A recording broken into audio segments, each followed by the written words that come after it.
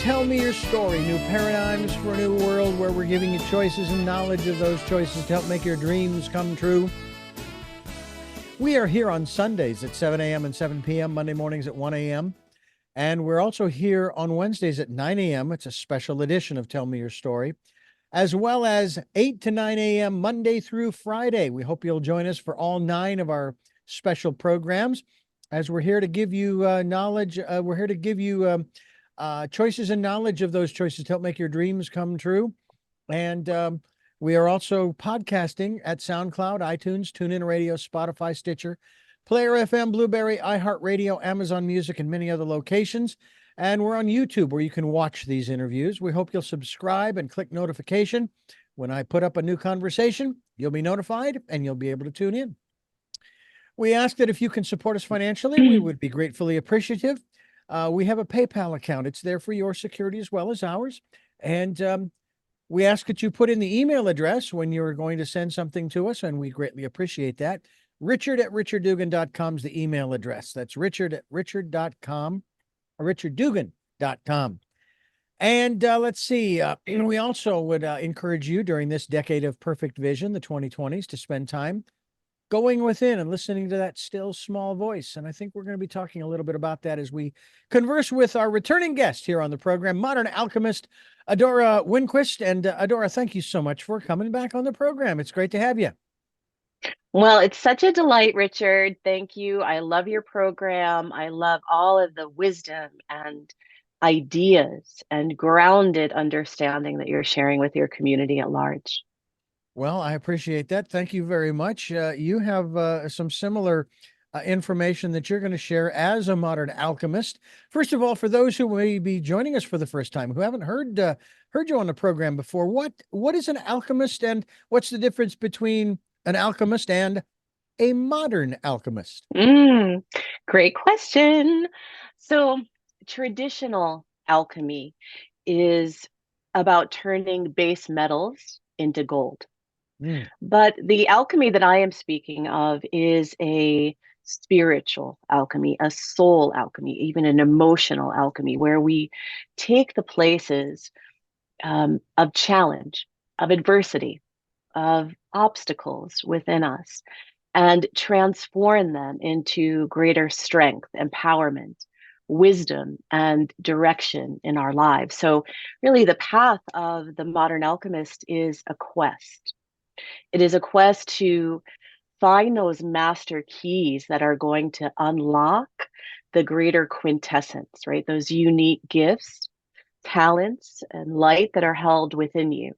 And I would really say it's a path of liberation, to be able to liberate your soul, your heart, your mind, and bring that into a deeper alignment within your body, because your body is your temple of your divine design, right? The instrument of your essence, your talents, your gifts, your purpose.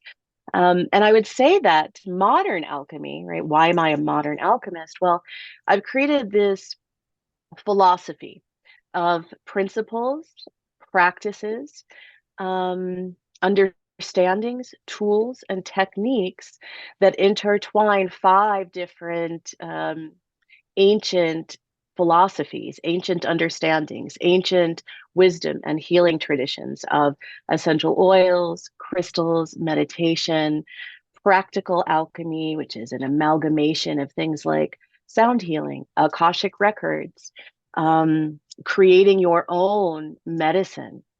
And of course, the most important pillar, which is love, the frequency of love.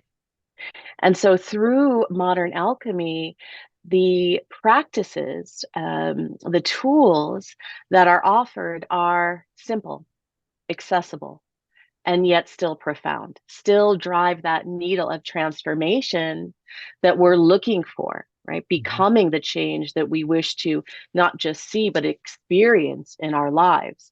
And of course, although it is an inward journey, it is grounded in physical action, because that's how we change. That's how we evolve in our humanity. So that's a snippet of modern alchemy for you. Do you think that there are some folks who maybe practice alchemy, I don't know, subconsciously, or it's like it's they don't even realize that that's what it is that they're doing that Yes. brings about what's going on in their lives. Yes, well, consider athletes. Let's consider Olympic athletes as a great example of modern day alchemist, that they start with this deep desire, right? This calling that comes from the inner reaches of their being, their soul, or their heart. And then, of course, with that, there is, like the hero's journey, a pathway of transformation. And of course, they don't come with this, oh, I have this great calling, this great desire. And now, from that moment of recognizing that, from that moment of awareness, becoming a Olympic athlete, right? There's a journey along the way. And that journey is one of transformation.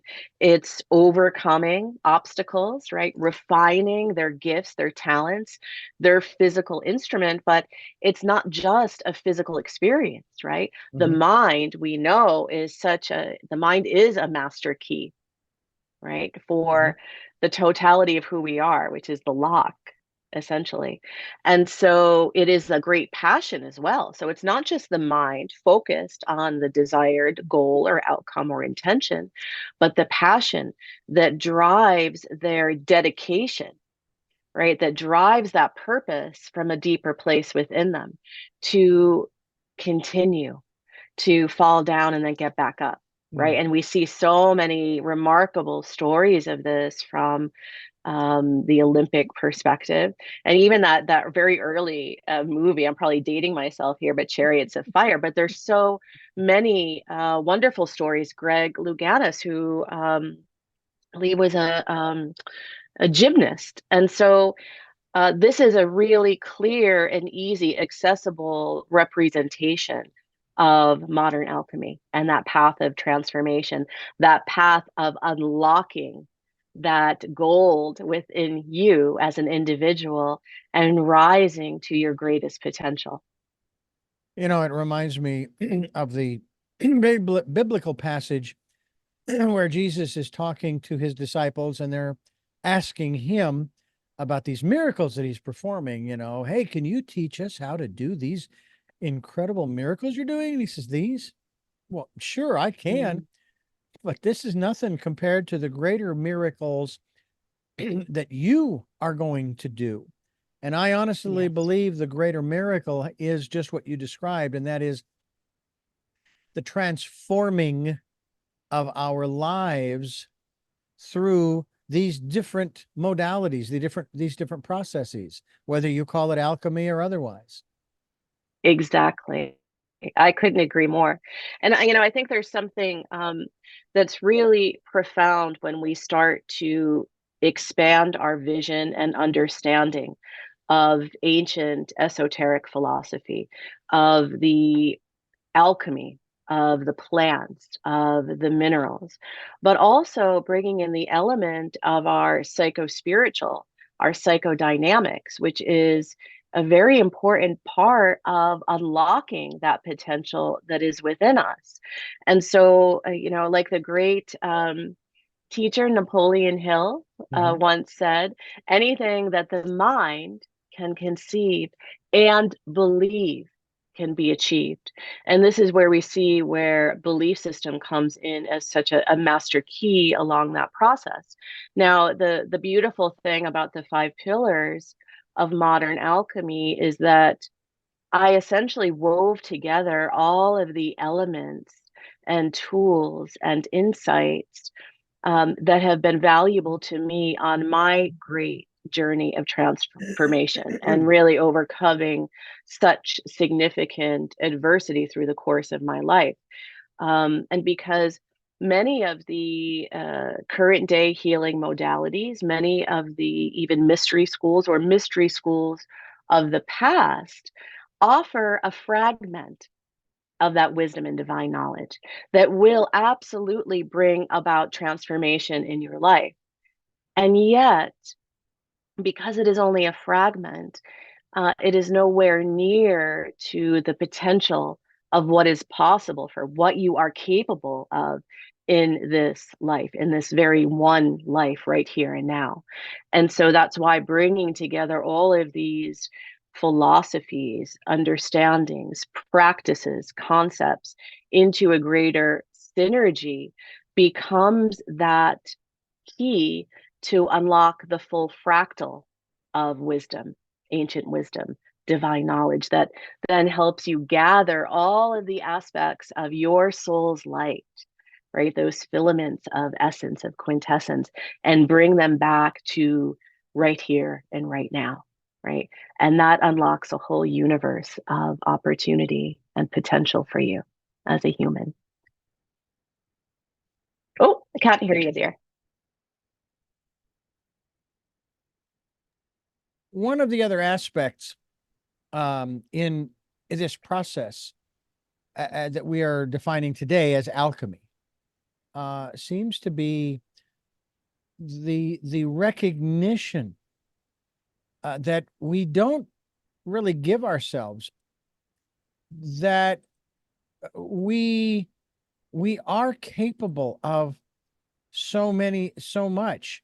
I used to ask this question at the end of the program of our guests: how powerful are we? Hmm. And and of course, usually the answer is, oh, infinitely powerful.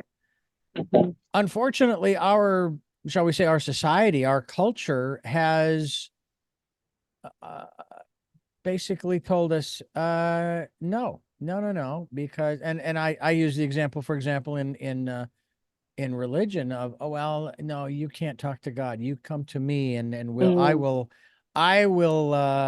I'll speak for you, that kind of thing. The priests within the various philosophies. And I find that rather interesting, that there are some who they have, sort of reached that pinnacle, so to speak, right? But there are Mm. others who, they have not, uh, they haven't, because they're Mhm. still trapped in those messages from the past.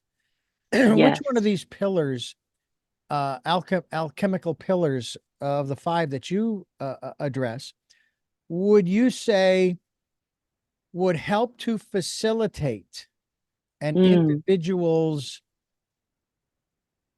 greater understanding of self, and then in turn being able to then find out what their life's purpose is, go out and live that, Mm. and then and be a, um, shall we say, an alchemical practitioner, unofficially, so to speak, just by virtue of living their lives, being the example.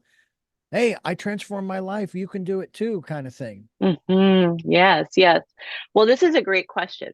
Now, of course, I'll preface this by saying for those of your listeners that are interested in how you can work with these principles and practices in a very grounded way, we do have a modern alchemist certification program, and that will be available on our website.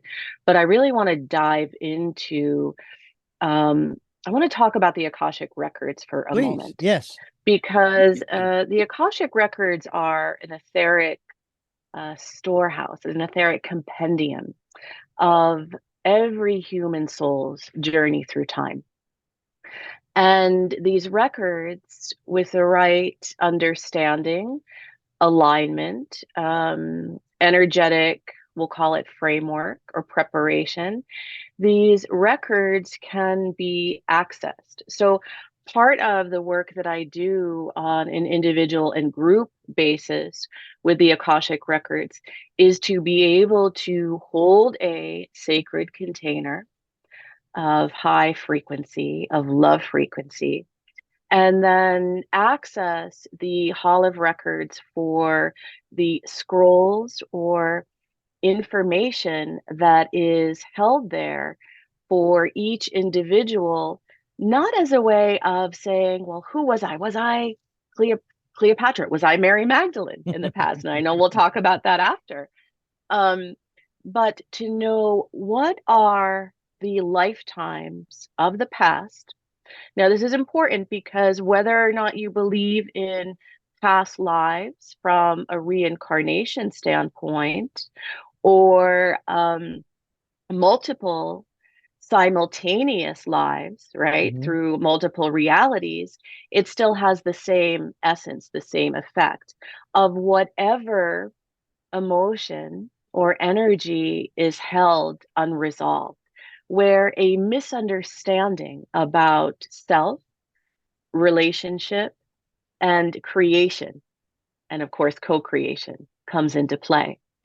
And these are the elements that are carried through not only our soul's experience through time, but also more often than not, our ancestral lineage.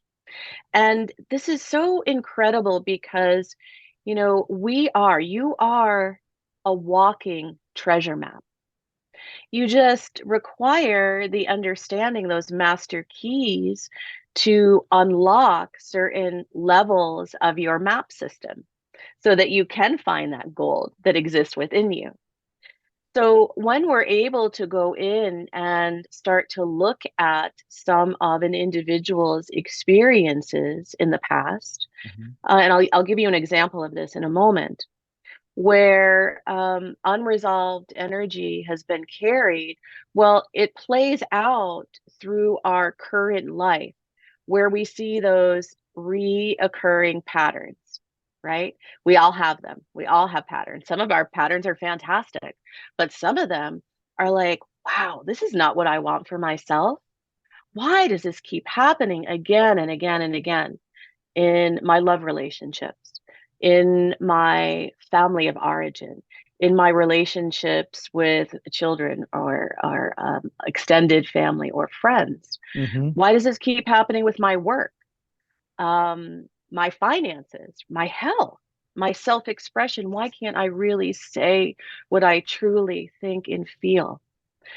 And so once we start to look at that pattern that is happening right now for you, because it is in the beautiful alchemy of this moment that a doorway opens, that we can look into the past, that we can transform the past, and by doing so, make the uh, connections. It's like connecting the dots, which brings greater understanding, greater Mm. awareness. And then we can go, wow, I get it now. It's like where the aha moment becomes the of release. And through doing that, we can anchor a new pattern of life that is more harmonious, that is more aligned with our heart and soul, that is more fulfilling for the present and future. And the power of this work is that it doesn't just affect you, it affects all of those in your circle of proximity, all of those that you're connected to through your bloodlines, your DNA, and then, of course, your soul family, the web of life and consciousness of humanity. And so, this is such a reminder of the power, that holy power that is held within us. So many of the individuals that come to me for this work, and I did say I'd share an example, um, many of the individuals that come experience a tremendous sense of relief and liberation, where the patterns now no longer have to be repeated, Mm. and that we can use the five pillars of modern alchemy in a practical way to create those new patterns, to create those new habits that eventually become automatic, right? They're like stepping stones that allow for the highest expression of who we are to surface, right, through us, around us, and in the greater world around us. So I had an individual that had a very, very successful career in the military. And there was such a deep sense of loyalty. And part of the challenge in their lives currently was the loyalty to country, and loyalty to family. So there were elements in personal relationships that held dissonance or unresolved past experiences.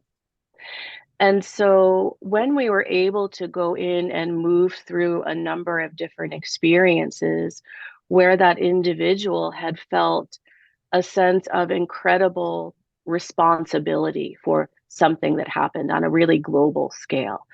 And the great sense of not only responsibility for grief about that, the grief that then turned into thoughts that were self-loathing, right? Patterns of behavior that replicated, right? That self-loathing or that feeling of how can I ever rectify? How can I ever reconcile this? How can I ever give back enough to find that sense of liberation, to come into a deeper expression of love and peace in myself and my key relationships? So once we were able to make those points of connection to really see, here is the experience, and not just to see it, but to tap into the emotion because it's all held in the body. Yeah. It's held between the subconscious and the cellular consciousness. And so then by using the aromatics, and using some of the practices from modern alchemy, there was a great shift, a great opening that happened for this individual. Something that had been carried for thousands of years was able to be released.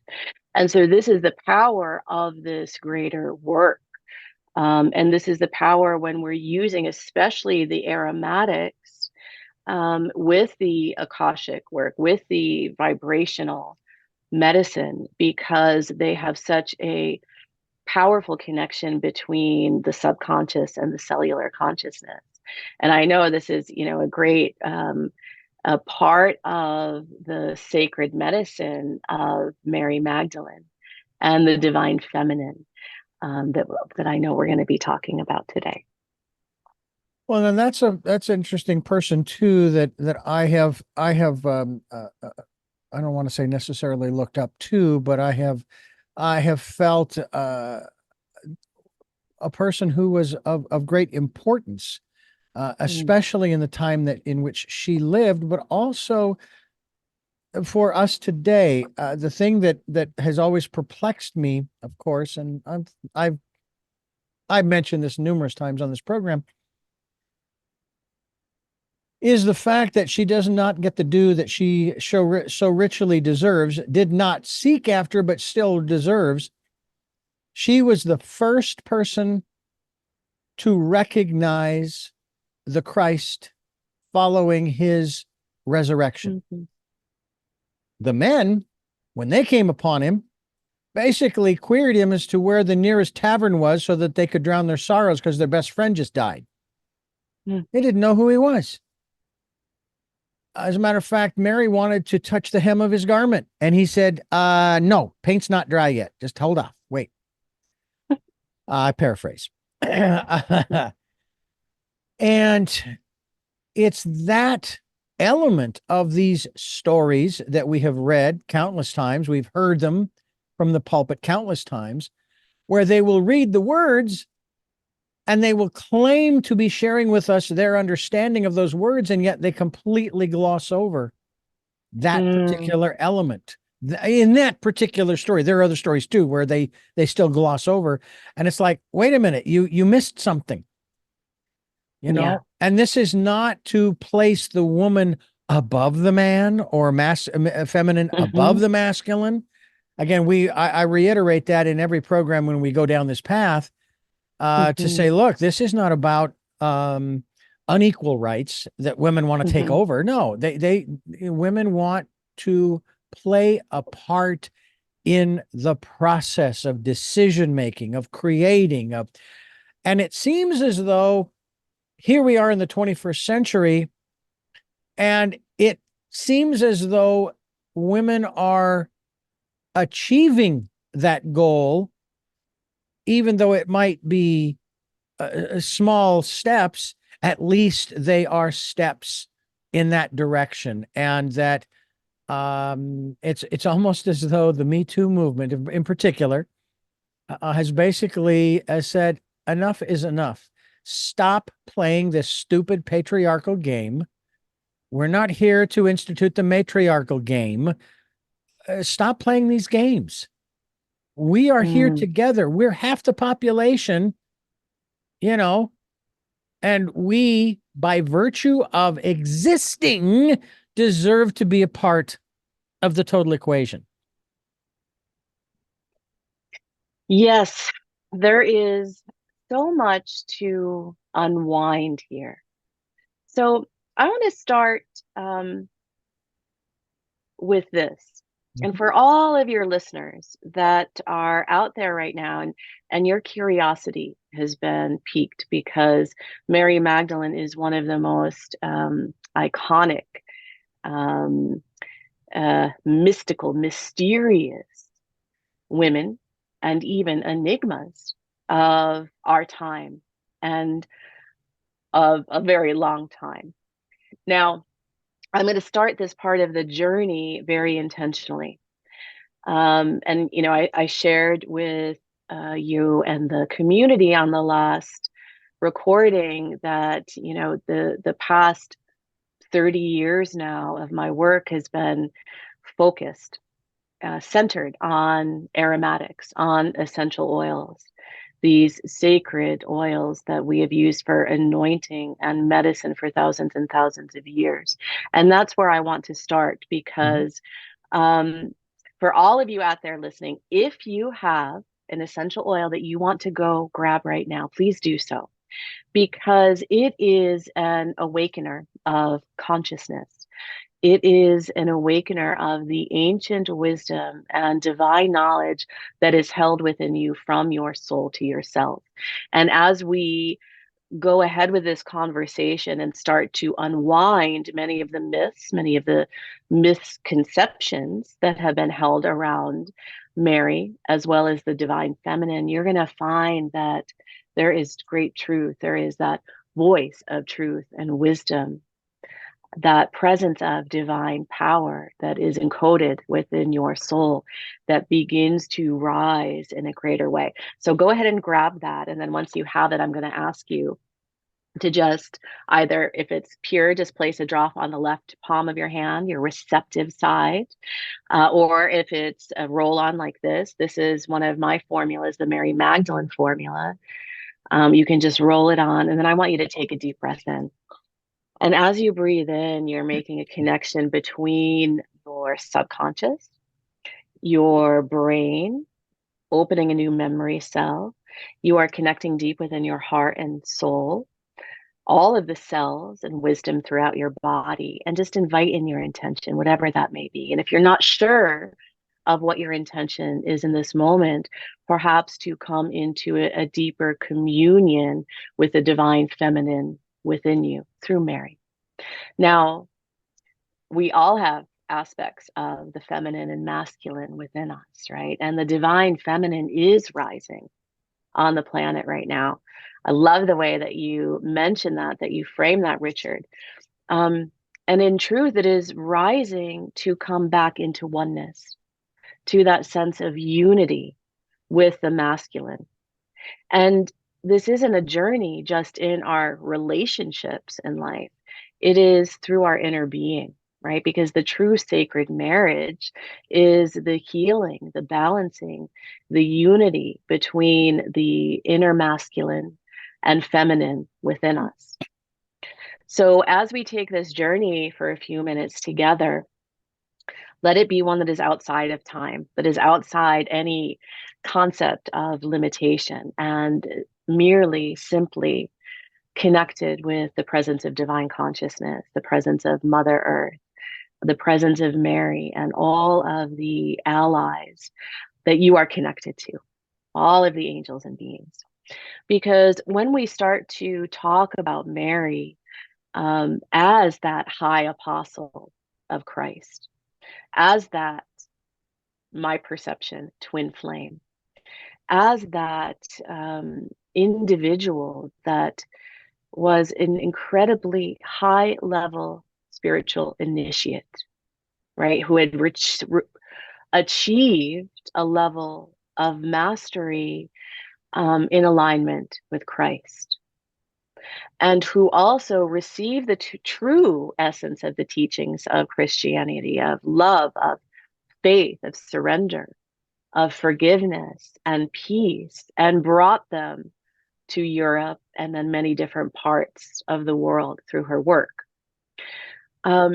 So as we take this journey and tap into this through the collective consciousness, it's so profound because we really have to go back in time as well to understand why this distortion.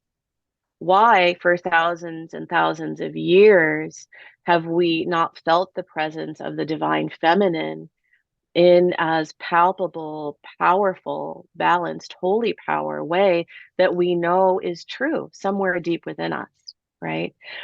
And so there's a couple of things that I just want to bring into this conversation because there was a great dissension that Mary was on par with Christ, that she too had received many initiations in mystery schools and groups all over the earth, Egypt, India, many other locations, in addition to the Middle East, and then bringing her sacred medicine to Europe and France.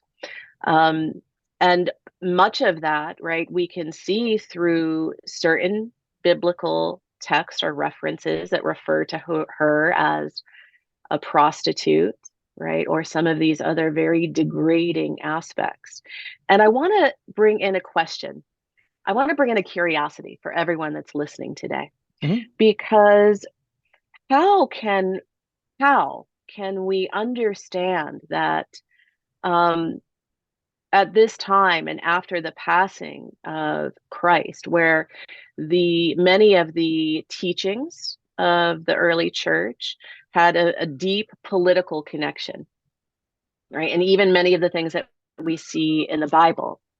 Now, what is the best way to manipulate the truth, right? It's always through separation. And when we look at the masculine and the feminine from this beautiful place of equality, of polarity, right, of being on par, well, the feminine, from an archetypical perspective, has that ease of divine connection, right, of intuition, of hearing the voice of God within her, of feeling into certain things sometimes before they happen, of knowledge of the medicine that's held in plants, right? The oils, the crystals, of being deeply connected to the earth, creative, receptive.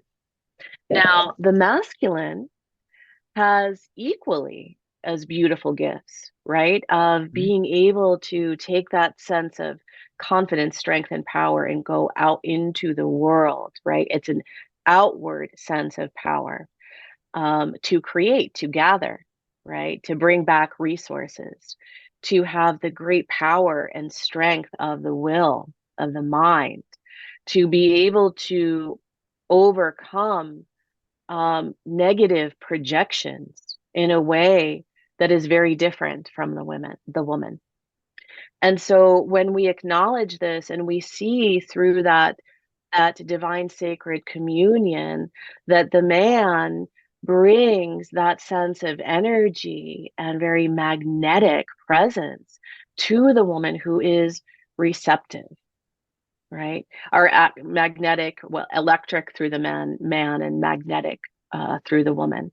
So where she's receiving that, and then together the current, the circuit of love and light, right, is so powerful. It is that alchemical container where when two individuals come together balanced in their own inner masculine and feminine energies, regardless of gender, can come together and co-create miracles very, very quickly together. They transform very, very quickly the parts of their shadow.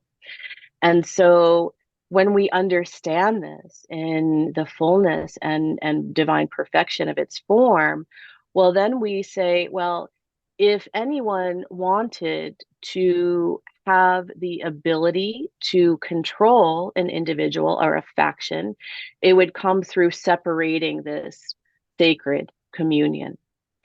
And then when the woman becomes viewed as distorted, right? Like the prostitute, someone that is dirty or uneducated, then the separation between the two is incredibly painful, right? And we see this today in the great dichotomy in our world, which of course stems from our inner journey, right? So if, just to stay with me one more moment so I can bring this together. So if we want to have control through a church or an organization or government, we separate these two powerful energies that long to connect with one another.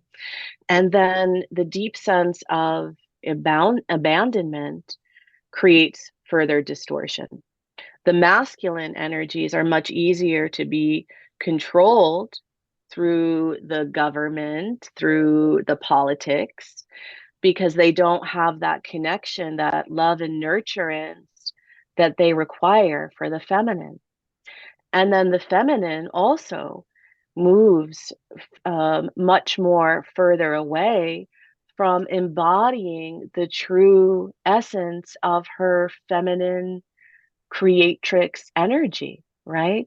That sense of being receptive, being intuitive, being able to understand the rhythms of the earth, the medicine of the earth, the songs of the earth, and the medicine of each other, and what we require, right, as great healers and teachers.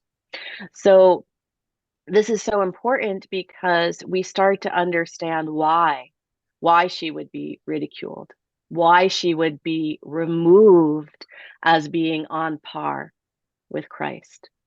Does that make sense? And of course, we continue to do that in some circles today, not just the male to the female, but just individuals. We have a situation in this country, especially that's been going on for, I'm going to say 9, almost 10 years, where there is this perceived sense of loyalty and commitment to these people that are brought on board for a particular task.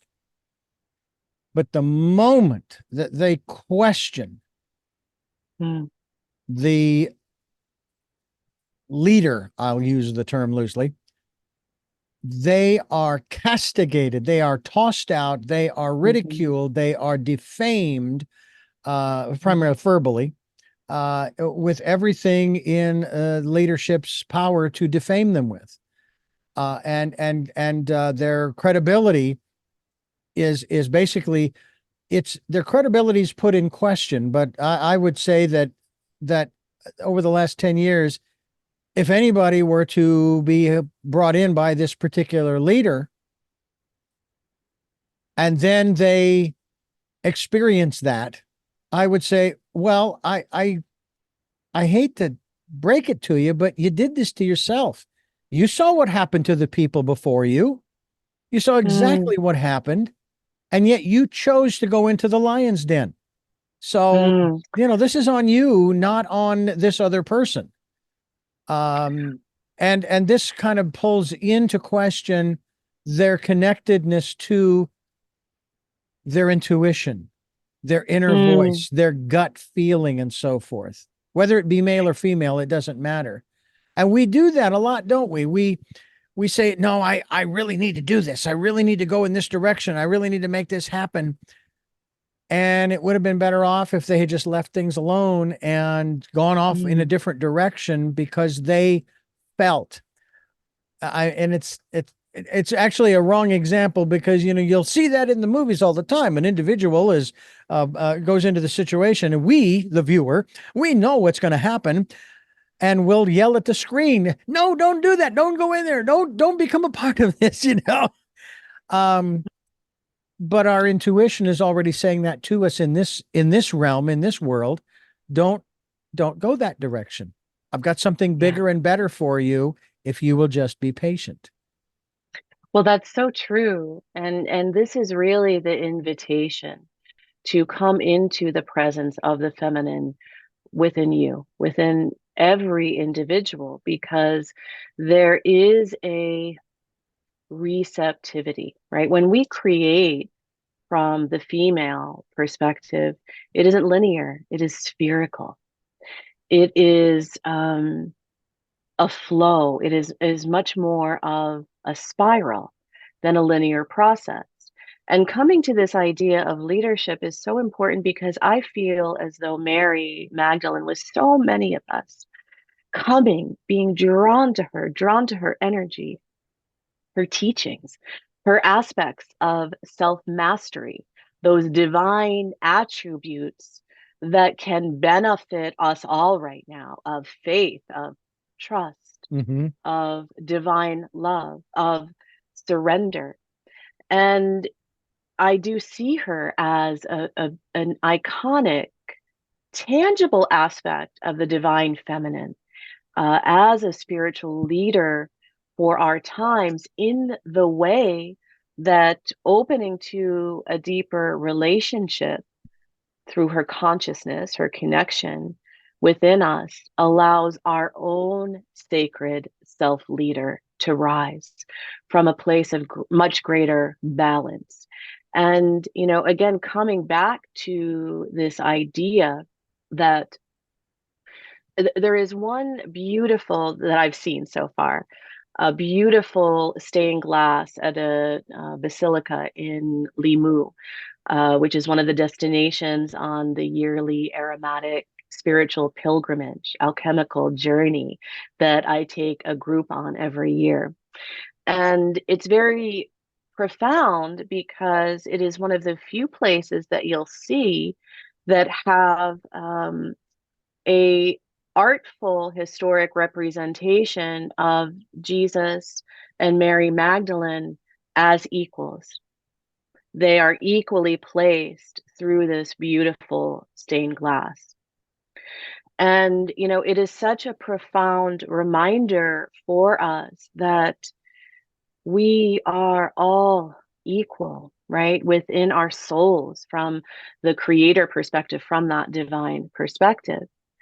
And the reason that I mentioned to your listeners to get an essential oil if they had one handy is because Mary historically is always depicted with her alabaster jar of oils for anointing. And there is a term known as the myrrh bearers or myrphors, right? That usually it's connected back to the time of Christ going to the cave at the resurrection, right? With their oils that they used for anointing, like Mary used the spikenard, an oil of profound transfiguration on Jesus before the crucifixion.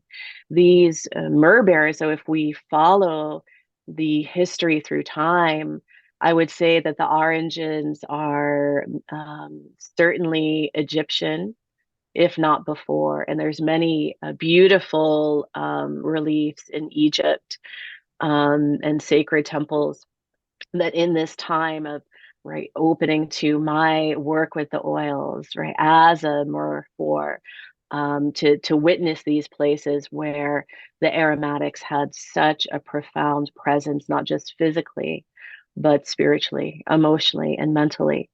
And so when we are able to connect with the oils in a sacred way, in the way of anointing, right? In the way of receiving the fullness of their quintessence, because they, like we are both alchemical and biochemical in nature, which is why they are a master key for our greater spiritual awakening, for our greater physical vibrancy, emotional resilience, and mental clarity.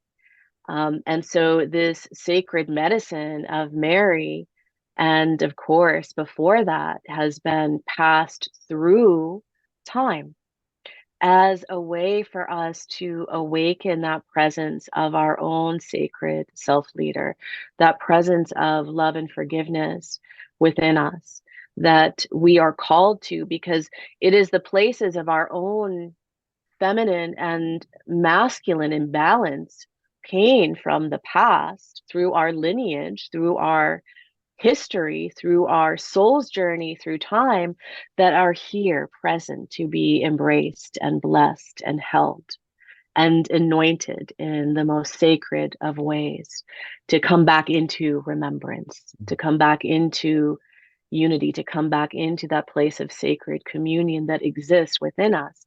And now think of how different this world can and will be as we all step into this journey, wherever we are on our path of awakening, right? It is that creation, that co creation, recreation of heaven on earth, but that exists here within us, within our sacred human hearts and souls and minds and bodies. Modern alchemist AdoraWinquist. She is a love and relationship expert, author of over 20 years in the field of personal development, aromatherapy, and vibrational medicine. And she is sharing with us, of course, her insights into Mary Magdalene. We're going to have you back again to continue this conversation and move into other realms as well. She also talks about the 5 pillars of modern alchemy that guide your higher path of healing. And of course, she's been through those today. And those 5 pillars that I hope that you folks will take to heart, they are, of course, essential oils, crystal, meditation, practical, and then, of course, the one that encompasses the other 4, the love alchemy. And we are so grateful that she has given us so much time here on the program. And we are here with Tell Me Your Story. I'm Richard Dugan, your host, and Adora, I want to thank you so much for joining us again here on the program. We're going to have you back to continue this conversation and into other realms.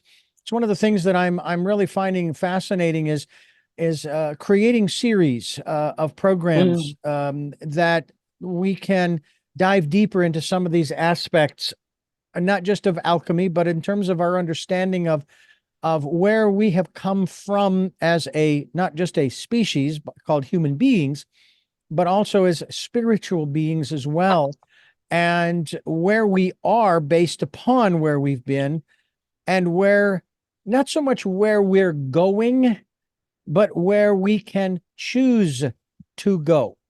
So I thank you so much for the time. It's been wonderful. It's been a great joy and pleasure. Thank you so much, Richard. And I can't wait to come back. And we will schedule that shortly. And I thank you folks for listening to and watching Tell Me Your Story. New paradigms for a new world, where we're giving you choices and knowledge of those choices to help make your dreams come true. We're here on Sundays at 7 a.m. and 7 p.m., Monday mornings at 1 a.m., Wednesdays at 9 a.m., and Monday through Friday from 8 to 9 a.m.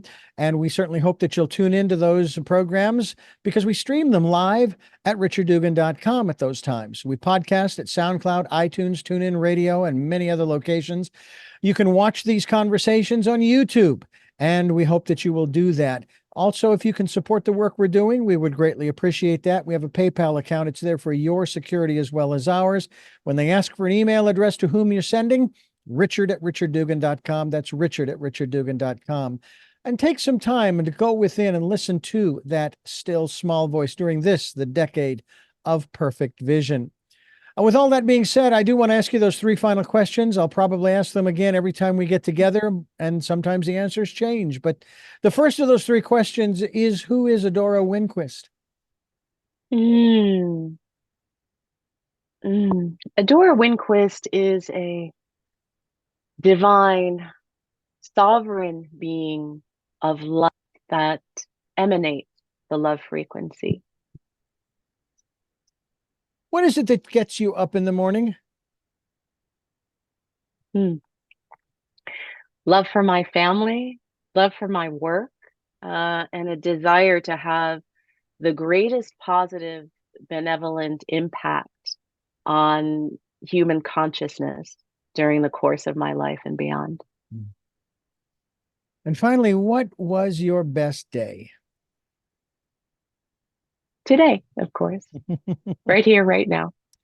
Well, Adora, thank you once again for joining us here on the program. It's been a pleasure, and we look forward to having you back again. We'll get that set up and continue our conversation down this path. And I thank you folks for listening to and watching Tell Me Your Story, New Paradigms for a New World. And until our next broadcast, podcast, videocast, love to lull. Jeanette, I'm still listening. Mm-hmm. Dad, continue to be happy because I am. Smokey, I'll see you on the other side. To my dear friend Zorro. Aho. Aho.